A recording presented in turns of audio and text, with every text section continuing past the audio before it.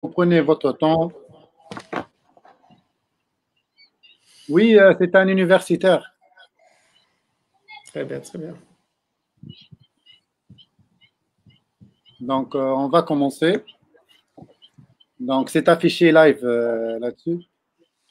Donc, عسلامة مرحبا بكم الناس الكل أصدقاء الجمعية التونسية لعلوم الفلك أصدقاء الصفحة متاعنا أعضائها في السهرة هذه une soirée de confinement dans le cadre du travail et du confinement de notre association.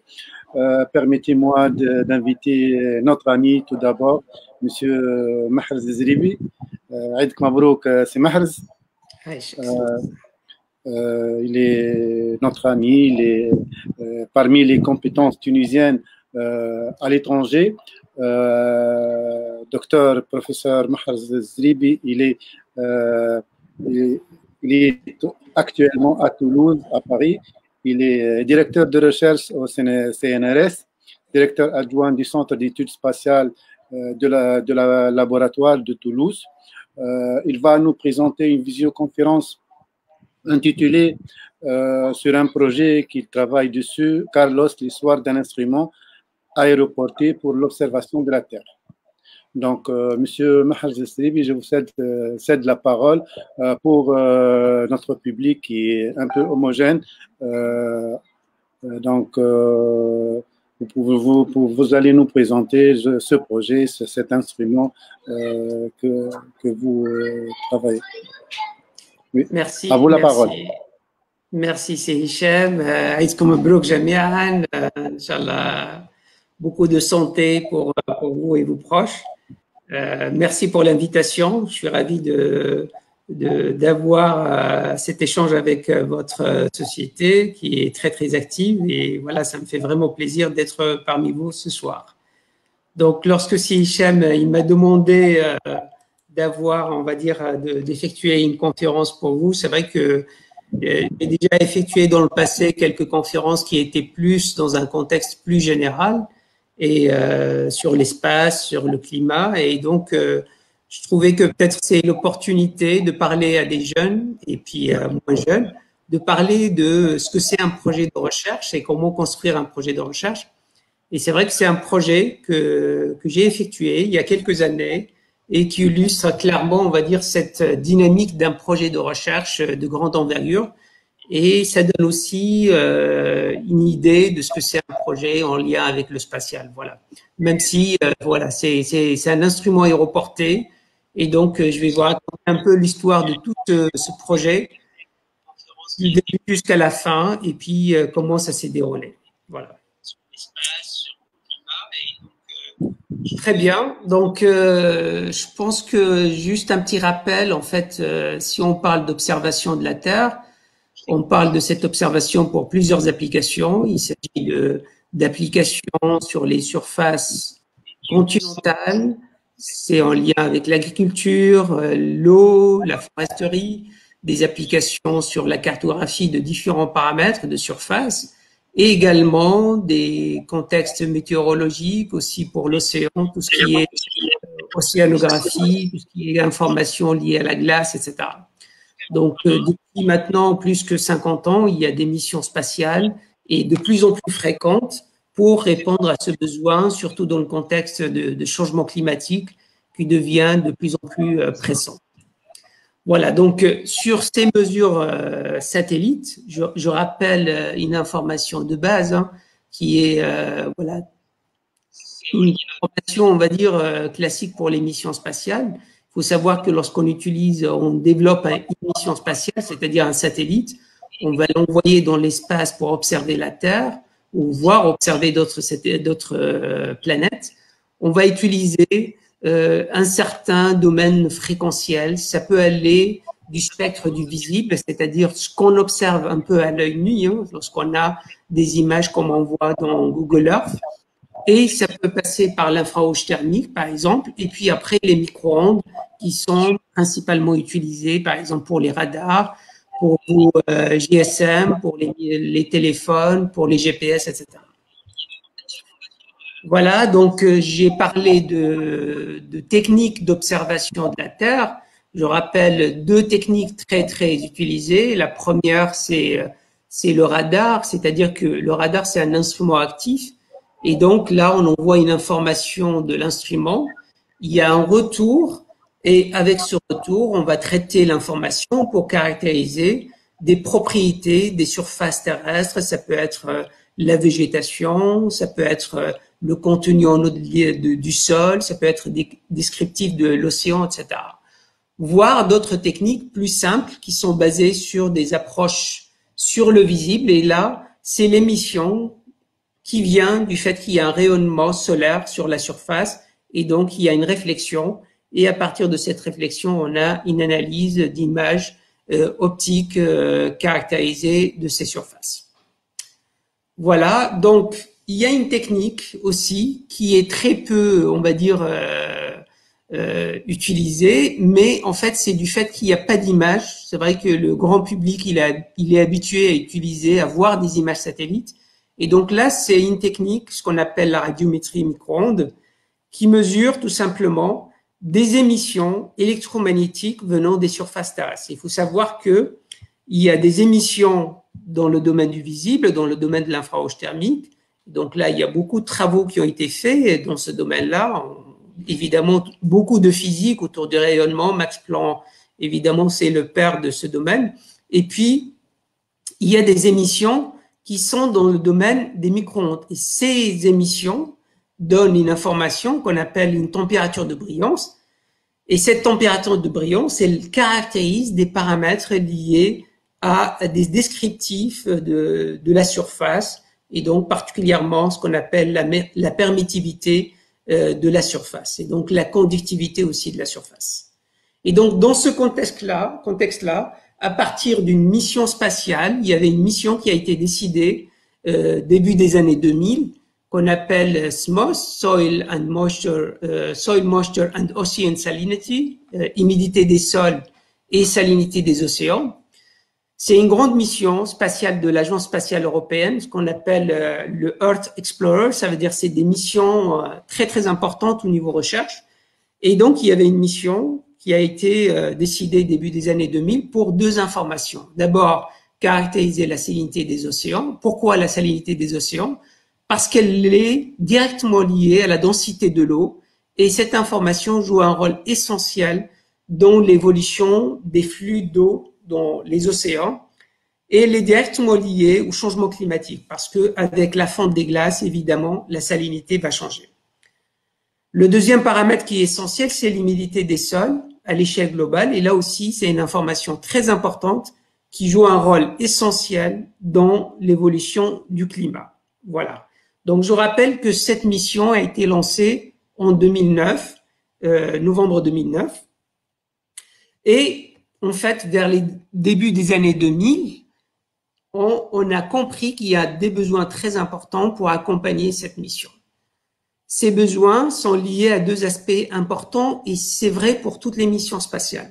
Le premier, c'est une information indépendante pour calibrer les mesures de ce satellite. Ça veut dire que lorsque vous lancez un satellite, il va faire des mesures, ça peut être dans les micro-ondes ou autres, et il faut être sûr que ces mesures sont en absolu bien étalonnées. Ça veut dire que le niveau de la mesure, il est correct. Dans la physique, il n'y a pas de mesure absolue. Il faut toujours vérifier avec toute l'instrumentation à l'intérieur, les effets d'atténuation de l'atmosphère, etc., qu'on fait des mesures qui sont bonnes ou pas, parce que ça arrive qu'un satellite a des problèmes de mesure. Donc ça, c'est le premier point, donc fournir des mesures indépendantes. Et le deuxième point, lorsqu'on a une mesure par satellite, on ne va pas mesurer, par exemple, la salinité de l'océan directement. On va avoir une information, tout simplement, c'est des intensités de courant électrique, hein, c'est des volts. Et ces volts qui sont à inverser pour restituer des paramètres de surface. Donc ces paramètres, pour nous, il s'agit de mesurer l'émissivité de la surface. Donc, on travaille souvent sur des modèles physiques qui relient le signal mesuré par le satellite avec des paramètres géophysiques. Donc, qu'est-ce que c'est la modélisation? C'est des modèles basés sur des équations mathématiques qui essaient de reproduire la mesure physique. Et donc, toute la base de notre travail lorsqu'on fait du satellite, on va dire en tant que physicien, c'est d'abord de développer des modèles qui permettent de reproduire la mesure pour les inverser après et restituer des paramètres de surface. Donc, en se basant sur ces deux besoins, ça vient l'idée de ce projet qui est CAROL, c'est Cooperative Airborne Radiometer for Ocean and Land Studies. C'est un instrument aéroporté qui va être une sorte de petite copie du satellite, qui va permettre de calibrer la mesure satellite et également de développer une modélisation valide pour l'estimation des inversions. Voilà, donc c'est dans ce contexte que je me suis lancé dans ce projet. Voilà, j'étais, je dirais, un jeune chercheur, voilà, à 34 ans, et je faisais avant un peu plus du radar que j'étais beaucoup plus radariste, c'est clair. Et donc, suite à des sollicitations fortes des agences spatiales, je me suis lancé en tant que responsable de ce grand projet qui avait pour objectif clairement la fabrication d'un instrument aéroporté en temps relativement rapide, parce que c'est un grand instrument, vous verrez après, et ensuite de lancer des campagnes aéroportées pour valider cette mission spatiale. Donc, il y a un projet qui a duré 7 ans, et durant 7 ans, il y avait une activité vraiment très, très intense. Donc, l'instrument CAROL, c'est un instrument, c'est ce que j'ai dit, c'est un radiomètre. Il allait être installé sur un avion, c'est l'ATR-42, c'est un avion de recherche, il est destiné à la recherche en France. On a 4-5 avions qui sont destinés à 100% à la recherche, donc c'est un grand avion. Lorsqu'on parle d'un instrument de ce type-là, il y a des défis très importants physiques. Le premier, c'est la sensibilité, c'est-à-dire qu'il faut que la mesure, je répète qu'on est dans le contexte de la physique, il n'y a rien d'absolu, il y a des variations de la mesure, il y a beaucoup d'aspects instrumentaux, aspects atmosphère, différents bruits venant de l'espace, etc. Donc, on essaie de maintenir une sensibilité de l'information à 0,1 Kelvin. Kelvin, c'est l'unité de mesure des températures de brillance. Donc, c'est une sensibilité très, très fine pour permettre après d'estimer, par exemple, la salinité des océans de manière très précise ou l'humidité des sols de manière très précise. Parce que si on baisse la qualité de la sensibilité, ça génère des erreurs dans ce qu'on cherche à faire. Et puis, une très bonne stabilité, ça veut dire qu'il n'y a pas une divergence de la mesure avec le temps. Et ça, c'est très important.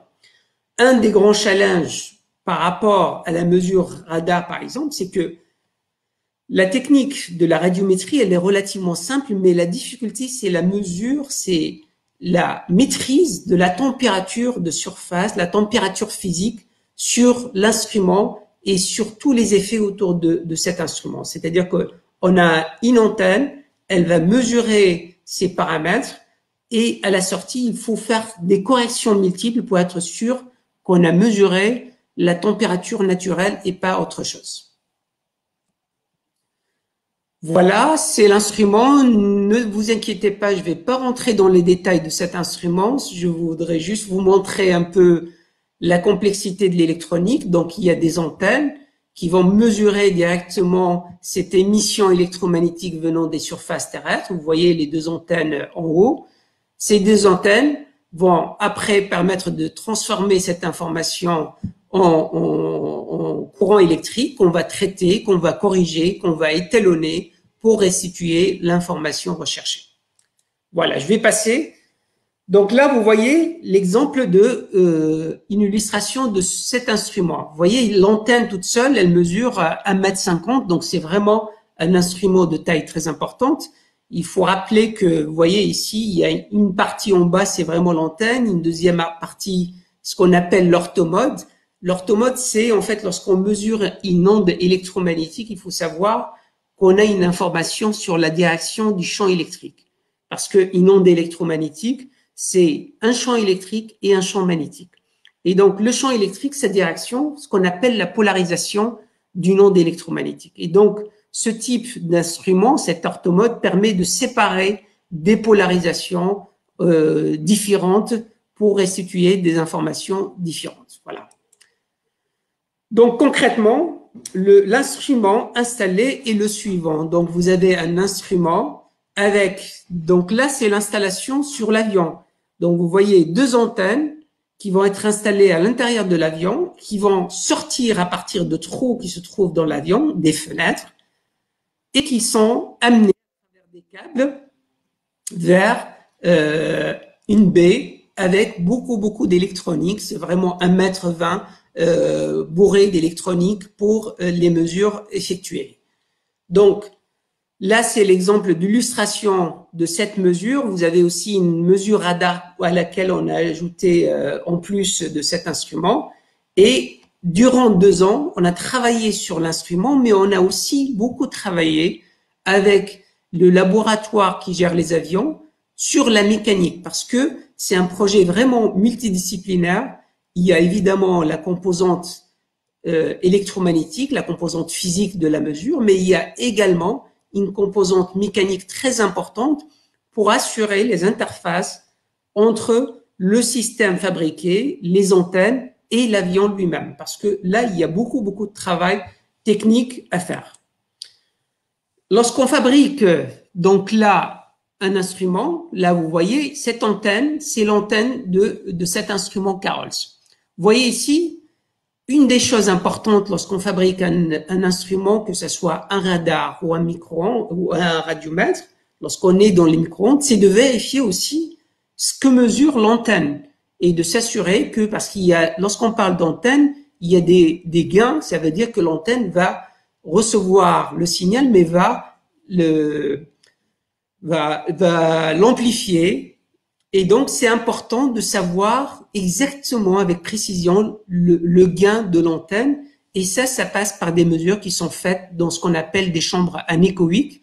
C'est quoi ces chambres? C'est simple. C'est des chambres qui sont très coûteuses, hein, on ne les trouve pas partout. Et elles sont complètement couvertes par des absorbants. Ça veut dire que l'onde électromagnétique qu'on va envoyer vers l'antenne, il y a un système qui va envoyer. Lorsqu'elle part vers les murs, elle va être piégée. Donc, elle va pas créer des bruits sur l'antenne. Ce qui veut dire que la mesure, elle est très propre.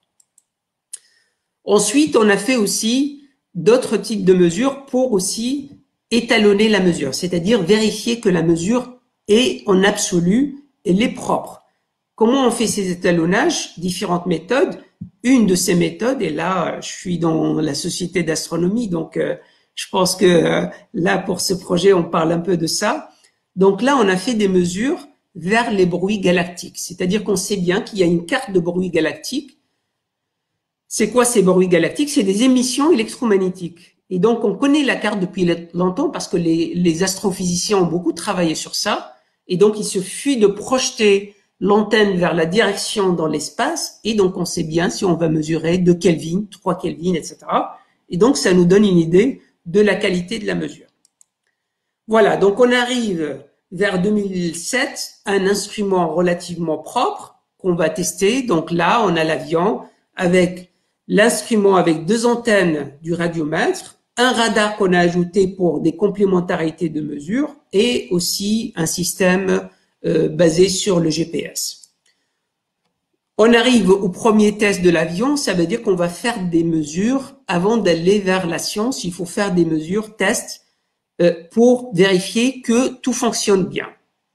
Donc là, pendant 2 semaines, on travaille avec tous les ingénieurs, les techniciens. Il faut savoir que ce projet, il a mobilisé beaucoup de monde. Moi, par exemple, en tant que responsable scientifique, je travaillais avec une équipe de 5 ingénieurs à temps plein pendant ces 2 ans. Et après, d'autres pendant les années futures pour le traitement des données. Donc, durant cette période, 15 jours avant le lancement du premier vol, on va vérifier, on va installer les instruments. Vous voyez ici, on est dans l'avion, on fait les installations. Vous voyez la mécanique, ça c'est la fenêtre d'ouverture sous l'avion. Donc, on va vérifier, c'est des boulons, c'est des tests mécaniques. Tout a été certifié en partie au niveau aéronautique. Et donc là, tout est testé, on teste plein de points jusqu'à l'arrivée. Voilà, là, tout est installé. On a l'électronique, on a les instruments, les antennes qui sont installés.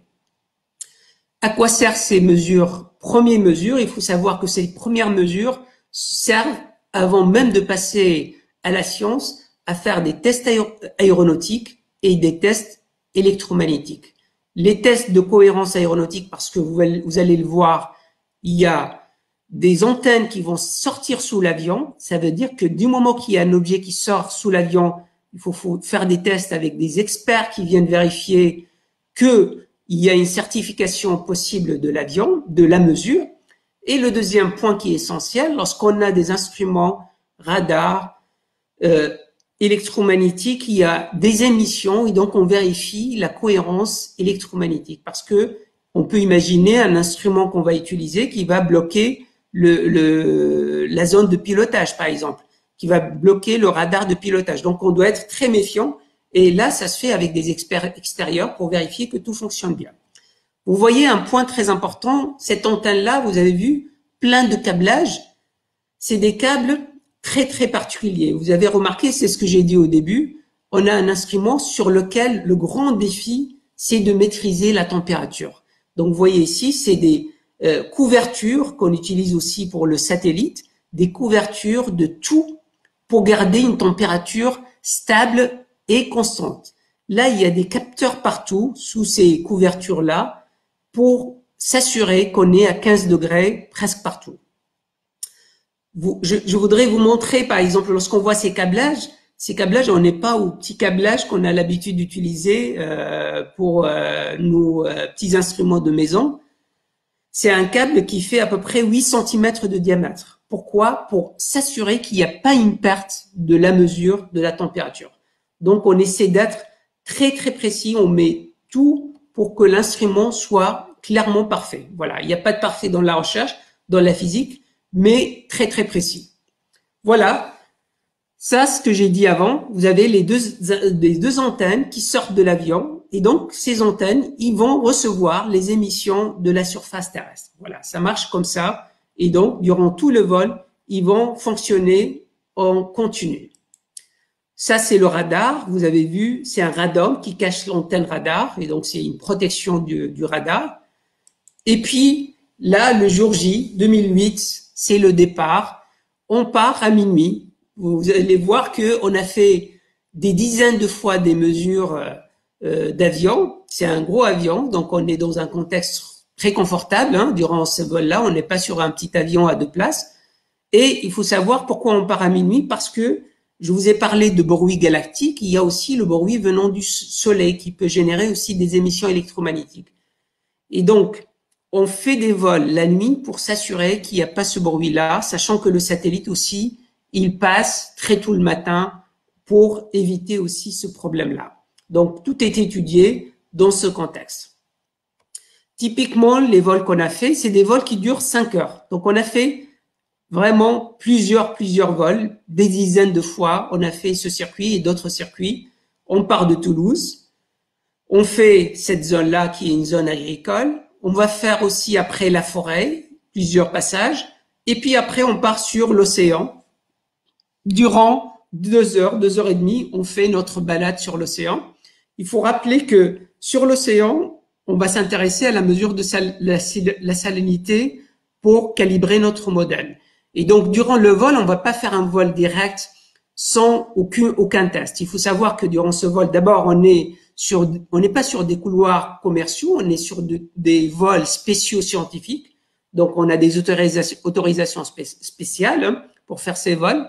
Le deuxième point, c'est que durant le vol, en tant que PI, en tant que responsable scientifique, le pilote et moi, on est en direct, les deux pilotes, et donc, ponctuellement, on propose, par exemple, tiens, on fait un tour, on fait un cercle, on fait un zigzag, on fait du roulis, on fait du tongage. Pourquoi on fait tout ça? Parce que ça permet de changer les configurations de mesure en termes d'angle, en termes de type de mesure, etc. Et donc, on va passer sur des points spéciaux de l'océan. Il y a des bouées, c'est-à-dire c'est des points où il y a des mesures fixes de plusieurs paramètres de l'océan. On fait des tours autour pour s'assurer que on a des mesures de salinité, par exemple. Vous voyez ici notre maison, elle est grande, donc on a Le PI, le chef de projet, c'est l'ingénieur qui travaille avec le scientifique. Donc, on est face à nos écrans. On continue à suivre la carte du vol, mais également les premières données brutes, on les reçoit. Et donc, on est très vigilant parce que s'il y a des problèmes, on va les voir tout de suite. Ça peut arriver, s'il y a un problème, on fait demi-tour. Hein. Il s'agit pas de... faut être sûr que la qualité, elle est là. Et on a beaucoup de tests pour s'assurer que la mesure, même si elle n'est pas trop traitée, elle est relativement propre. Tous les gens qui sont autour de nous sont des techniciens qui nous assurent la qualité, on va dire, du vol, la qualité de beaucoup d'informations venant de l'avion. Voilà. Voilà les mesures, donc c'est très agréable. Hein. Je peux vous assurer que 5 heures de vol ou voire 6 heures, ça passe très très vite. On ne se rend pas compte, même si c'est en pleine nuit. L'ambiance est souvent très amicale, très voilà, on rit très très souvent dans ces vols-là. Et puis voilà, il y a beaucoup de choses à tester, à vérifier, donc on se rend pas compte du temps coulé durant ces vols-là. Donc vous voyez, là c'est des mesures sur l'océan, on rentre dans l'océan. Là c'est sur les Pyrénées, là c'est en Espagne, là c'est les mesures à l'aube. Donc vous voyez ici. Là, c'est le retour. Après 5h30 de vol, on rentre bien fatigué et on va dormir avant de revenir tester nos données. Voilà, récupérer nos données, c'est des disques qu'on va récupérer directement dans l'avion pour les installer sur nos ordinateurs. Voilà, je rappelle un point essentiel, c'est que ces mesures avions, dans le même cadre du projet, il y a aussi des compagnes terrain. Parce que nous, on va faire des mesures, mais il faut valider sur le terrain pour vérifier que les mesures sont propres et qu'on a aussi des mesures de paramètres géophysiques pour calibrer nos modèles. Donc, on a des mesures sur le terrain, sur les surfaces, avec des mesures météorologiques, des mesures d'humidité des sols, etc. Et puis, il y a des bouées sur l'océan, mais également, on avait le bateau, un bateau de la recherche française, qui était, durant ces campagnes, on a fait en 2008, 2009, 2010, des campagnes qui durent plusieurs semaines. Et ce type de bateau, il va rester dans l'Atlantique pendant 2-3 semaines et à suivre les orbites des avions. Voilà, pour valider la mesure. Je vais vous donner juste une simple illustration parce que je ne vais pas vous montrer beaucoup de résultats, pas d'équations. Il y a beaucoup de traitements derrière de ces données parce qu'il y a des corrections des paramètres de l'instrument, des corrections des températures physiques de l'instrument, des températures des émissions galactiques, et pour arriver là clairement à la vraie température de brillance venant de la surface terrestre. Donc avant d'arriver là, il y a un travail qui a nécessité un travail d'ingénieur pendant 3 ans, pour vous dire que c'est vraiment très complexe. Donc là, vous avez l'illustration de la mesure de la salinité sur l'Atlantique. Là, on est vraiment sur l'ouest de la France. Vous voyez ici, proche de la surface terrestre, il y a moins de salinité. C'est normal parce que les rivières vont jeter l'eau sans salinité. Et la deuxième figure illustre les modèles qui vont simuler, qui vont modéliser la température de brillance mesurée et les données de Carroll, c'est-à-dire les données de notre instrument. Et vous voyez que le modèle colle relativement très bien avec ces données mesurées par l'instrument aéroporté. Je ne vais pas aller plus loin dans ces résultats, mais je peux vous assurer qu'il y a eu beaucoup de travaux pour calibrer, pour comparer avec les données satellites lorsqu'il a été lancé en 2009, pour s'assurer de la qualité de la mesure durant ces vols-là. Voilà. Donc là, on arrive maintenant à ce satellite. Donc après, tout ce projet qui a duré, je dirais, 6-7 ans, qui a abouti à un nombre très important de publications, de thèses, etc. Et donc là, c'est le satellite qu'on a travaillé dessus, qu'on a validé. Et donc, ce qui est bien, c'est que ce satellite qui s'appelle SMOS, dont le PI se trouve aussi dans mon laboratoire, dont j'ai la fierté de diriger bientôt à partir dans quelques mois. Et donc, cette mission spatiale, elle dure encore. Hein, le satellite continue à exister.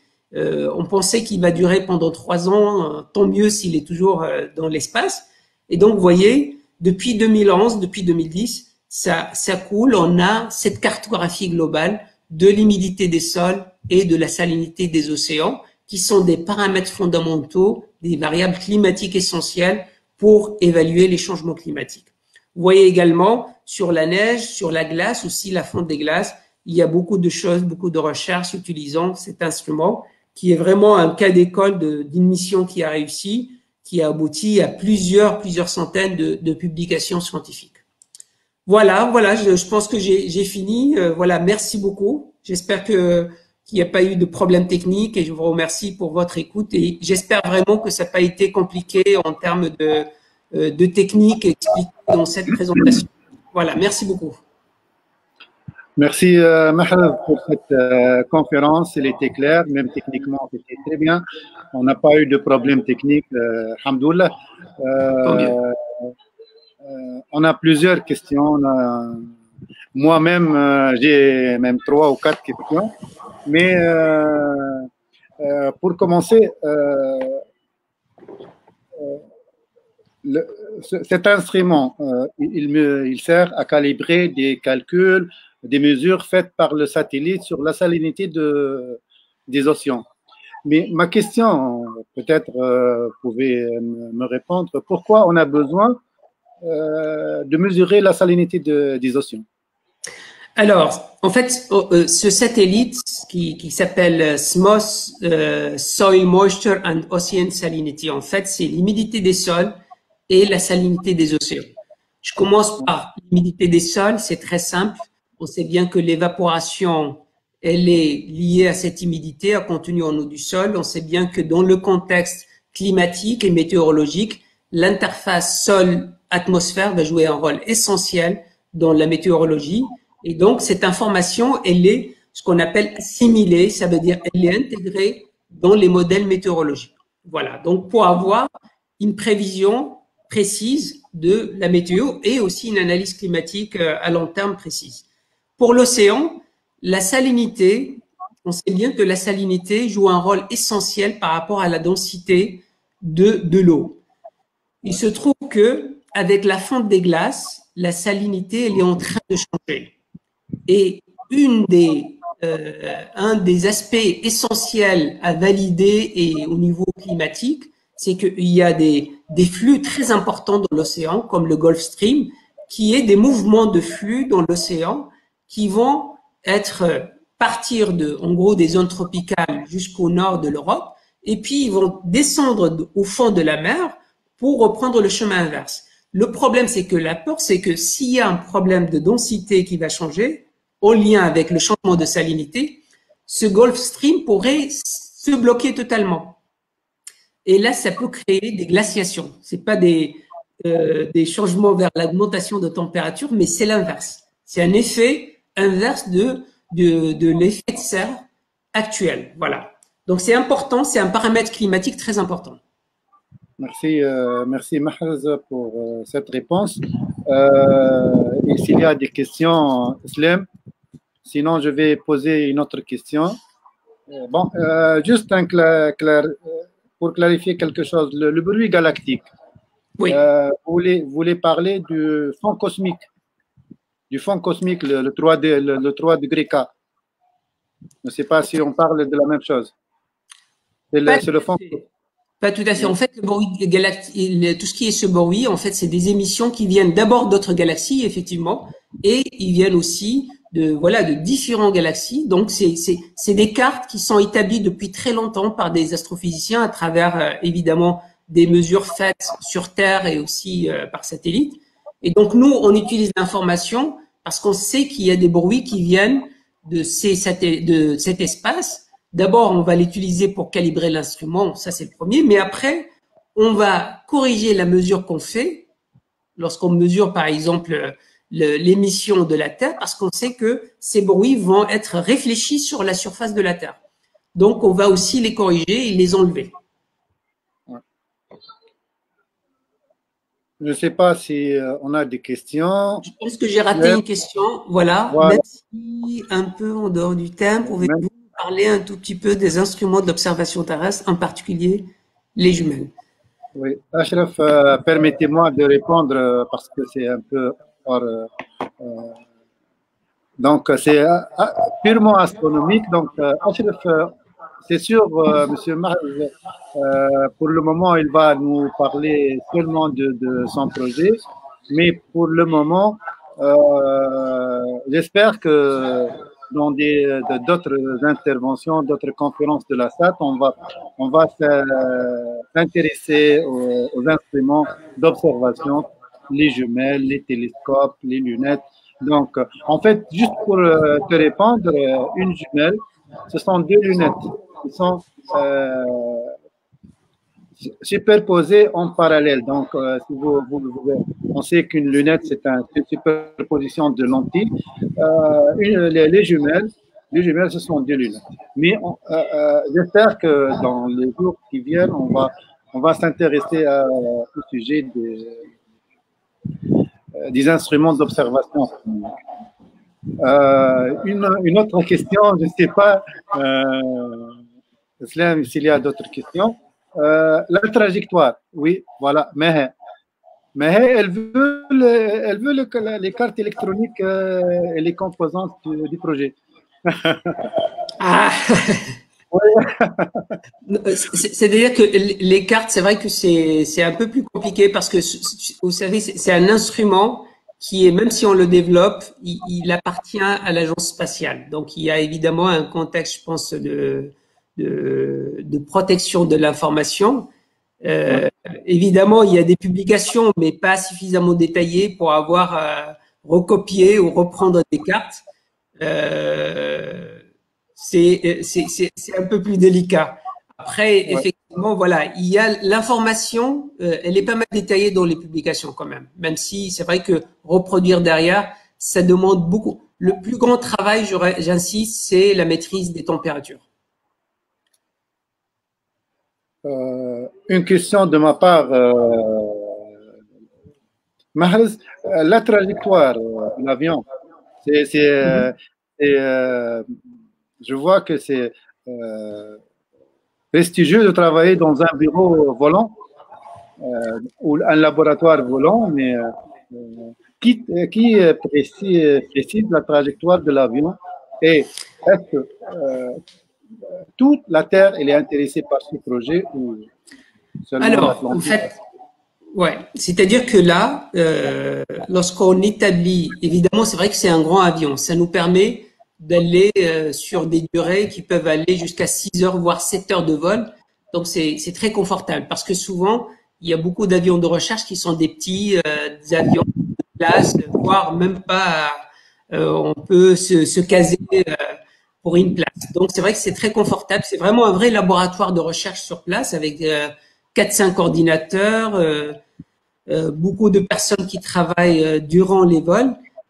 L'orbite, le trajet du vol, il est défini par le scientifique. C'est-à-dire que moi, en tant que responsable du projet, je trace ce que je souhaite avoir quelques semaines avant. Ensuite, il y a tout un laboratoire en France qui est dédié aux avions de recherche.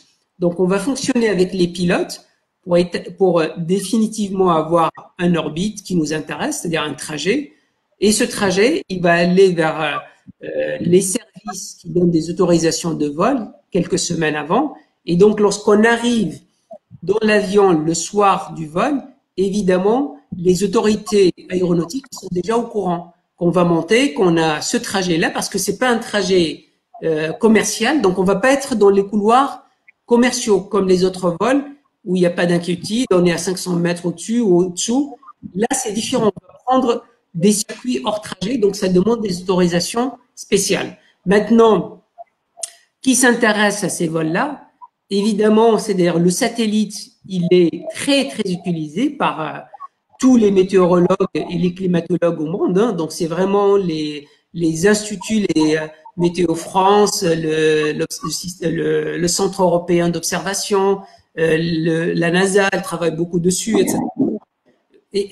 Tiens, j'ouvre une parenthèse. Par exemple, il y a un deuxième satellite qui s'appelle SMAP, qui est une sorte de SMOS bis. Et SMAP, je rappelle que le chef de projet est un Tunisien, c'est Mohamed Abid. Donc voilà, on est dans un monde qui est pas très très différent. Et donc, voilà, c'est des missions très importantes pour la cartographie globale. Voilà. Donc, je m'excuse, les amis, j'ai une lampe qui a sauté, donc je suis un peu, un peu dans l'obscurité. Y a-t-il d'autres questions? Sinon,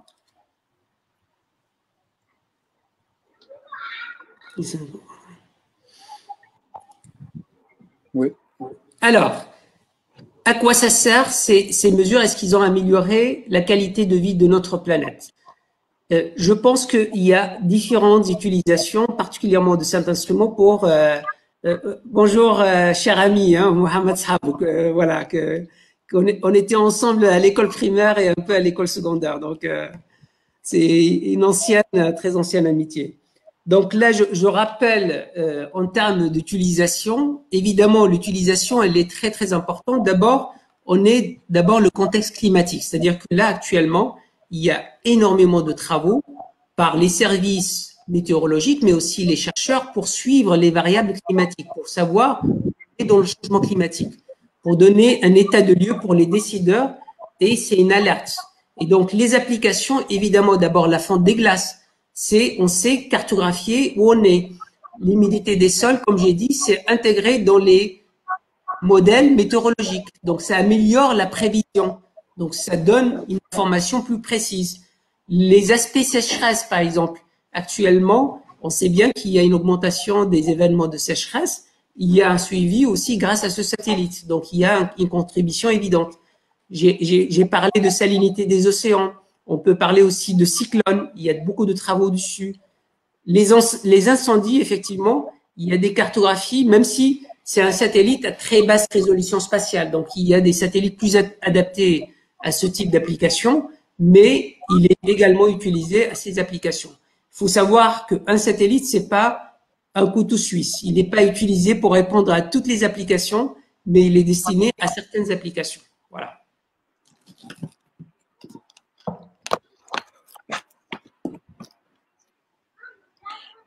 D'autres questions? Bon, ma question est sur la Tunisie. Je sais que vous travaillez avec une équipe tunisienne et on s'est rencontrés il y a 2 ou 3 ans dans un grand meeting international sur l'espace. Donc, le workshop. Où on est, oui, où on est dans le projet spatial tunisien? Ah. Je vais répondre en deux parties. C'est vrai que voilà, je me suis un peu éloigné, mais je pense qu'il y a deux aspects. Il y a un aspect utilisation des données satellites.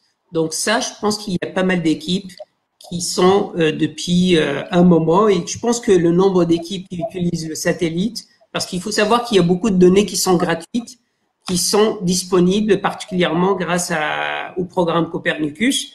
Et donc là, effectivement, il y a une dynamique d'utilisation pour l'environnement, pour l'agriculture, pour l'eau, etc. Donc ça, c'est vraiment déjà très bien. Maintenant, aussi sur l'instrumental,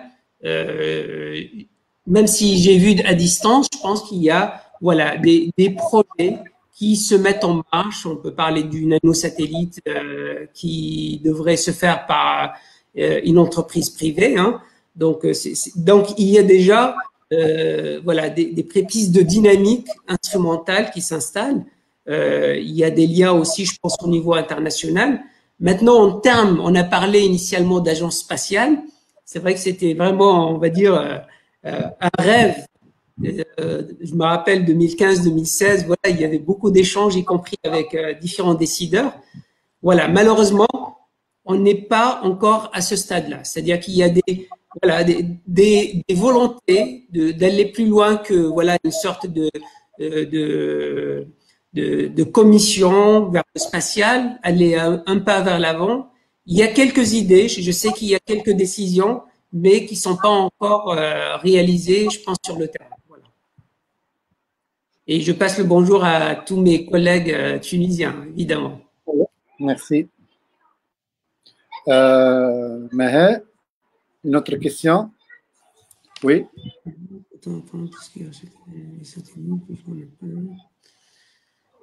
Comment peut-on apprendre tout ce qui est architecture et partie électronique des satellites, puisque Maha, elle insiste Ouais, de tout savoir. Voilà, il faut savoir qu'un projet spatial, d'abord c'est un projet qui dure. Là, vous voyez, c'est juste un projet aéroporté, ça a duré 7 ans. Un projet spatial, un vrai projet spatial, il peut durer 15 ans, voire plus, lorsque c'est vraiment aller à Mars ou aller à une autre planète avec un robot. Donc, ça peut durer toute une carrière pour un chercheur. Donc, c'est un projet très multidisciplinaire. Ça couvre plusieurs domaines. Il y a évidemment beaucoup de physique, souvent. Il y a de l'électronique, il y a de la mécanique, il y a du thermique, très important. Il y a énormément, on va dire, de domaines. Et souvent, c'est des domaines, lorsqu'on voit, par exemple, dans les grandes entreprises qui développent des satellites, comme Thales, lorsqu'on visite ces entreprises, vous allez avoir un service pour le thermique, un service pour la peinture, un service pour la mécanique, un service pour la résistance électromagnétique.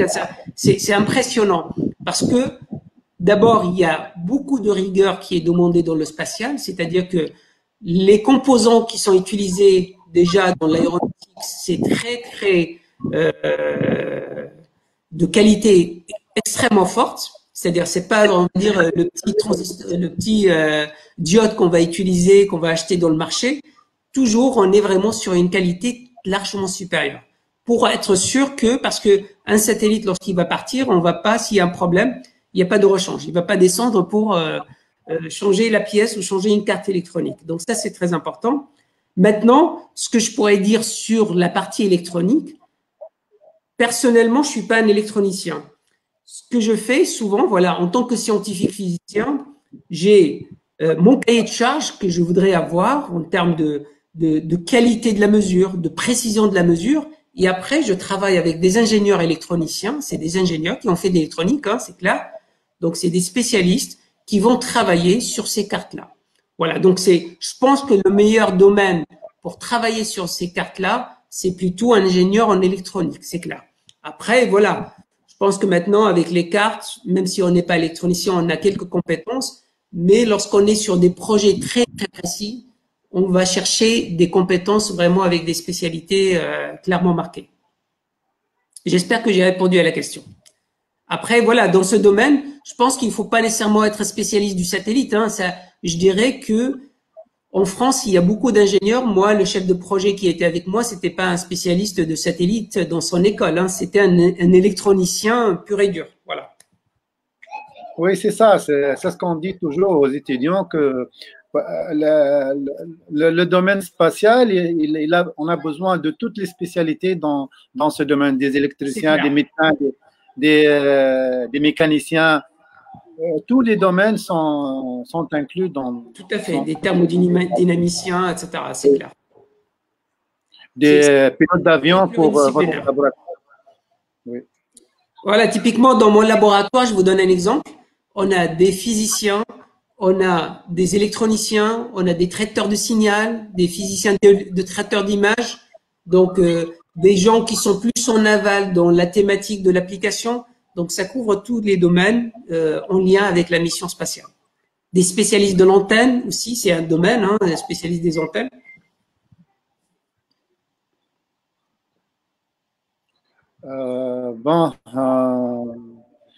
Je vous laisse. Maher vous a dit merci pour votre réponse. Donc, voilà. Je vous laisse le dernier mot pour nos téléspectateurs, pour les membres de la FAT et quand on peut voir M. Maher en Tunisie.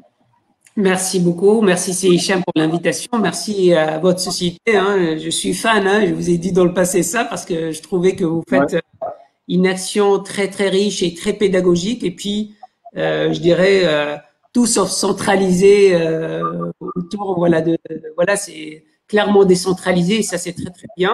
Je pense que c'est très essentiel de développer cette culture scientifique. Voilà, et chacun il fait de ce qu'il peut. J'espère que cette soirée pourrait être une petite brique parmi voilà tous les actions menées dans ce contexte-là.